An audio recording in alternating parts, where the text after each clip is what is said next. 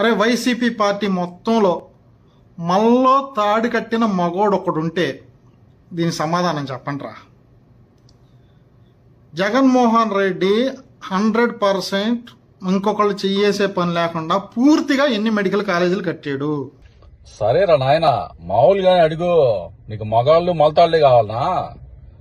సరే, నీకోసం చెప్తా విను. పైన కనిపించేది మీ వేమిరెడ్డి భాస్కర్ రెడ్డి గారు ఆగస్టు 2024లో లోక్సభలో మినిస్టర్ ఆఫ్ హెల్త్ కి ఒక రిక్వెస్ట్ పెట్టాడు. అసలు లాస్ట్ 5 సంవత్సరాల్లో, అంటే జగన్ గారి గవర్నమెంట్ ఎన్ని మెడికల్ కాలేజ్కి అప్లై చేశారు, ఎన్ని గవర్నమెంట్ కాలేజ్కి పర్మిషన్లు ఇచ్చారు, ఏ కాలేజీలు ఏ డిస్ట్రిక్ట్ లో ఉన్నాయి, ఎన్ని గవర్నమెంట్ ఎన్ని ప్రైవేటు డీటెయిల్స్ ప్రొవైడ్ చేస్తారా కొంచెం అని చెప్పి ఒక రిక్వెస్ట్ పెట్టాడు. ఎవరికి? మినిస్టర్ ఆఫ్ హెల్త్ కి. ఆ డాక్యుమెంట్ పైన ఉంది, వాళ్ళు ఇచ్చిన సమాధానం కూడా పైన ఉంది.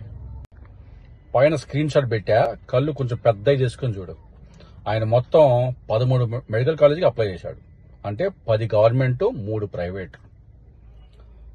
ఆయనకి పర్మిషన్ ఇచ్చింది 6, అంటే 5 గవర్నమెంట్ కాలేజీలు 1 ప్రైవేట్ కాలేజ్కి పర్మిషన్లు ఇచ్చారు. LOP ఇచ్చారు, అంటే లెటర్ ఆఫ్ పర్మిషన్ ఇచ్చారు.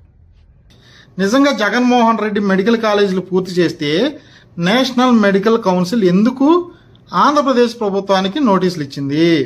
మీ ఇంటికి వచ్చి ఇచ్చారా ఏమే? సరే, నీకు తెలదు కానీ నేను పెడుతున్నా చూడు. రేయ్, పైన చూడు. ఇది నేషనల్ మెడికల్ కౌన్సిల్ వెబ్సైట్ లోనే ఉంది. ఇది విజయనగరంలో ఆ కొత్త మెడికల్ కాలేజ్ కి వాళ్ళు ఇచ్చిన పర్మిషన్. పెద్ద పెద్ద అక్షరాలతో అప్రూవ్డ్ నంబర్ ఆఫ్ సీట్స్ 150 అని క్లియర్ గా ఉంది చూడు. నేషనల్ మెడికల్ కౌన్సిల్ వెబ్సైట్ లో అసలు ఆంధ్రప్రదేశ్ లో ఎన్ని మెడికల్ కాలేజ్ ఇచ్చారు, ఎన్ని సీట్లు ఇచ్చారు, 2023-24లో ఎన్ని సీట్లు అప్రూవ్ చేశారు, 2024-25లో ఎన్ని సీట్లు అప్రూవ్ చేశారు, అన్ని క్లియర్ గా ఉన్నారా చూసుకోపోయి. ఆయన అన్ని పువ్వుల్లో పెట్టి భద్రంగా ఇచ్చాడురా. మీరేమో దాన్ని పీపీపీలని తొక్కా తోలని నాశనం చేస్తున్నారు. సరే, నువ్వు చెప్పిన మలతాడుగాళ్ళు మగాళ్ళు తెలుగుదేశం పార్టీలో ఎవడైనా ఉంటే వచ్చి మీ చంద్రబాబు నాయుడు గారు పాలన చేసిన ఇన్ని సంవత్సరాల్లో ఆంధ్రప్రదేశ్లో ఒక్క మెడికల్ కాలేజ్ అయినా పర్మిషన్ తీసుకొచ్చారా? చెప్తావా? ముందు దీనికి బదులు చెప్తే తర్వాత ఫండ్స్ గురించి కూడా మాట్లాడదాం. ఇది ఆ పేటీఎం గడికి చేరేలా చేసే బాధ్యత మీది.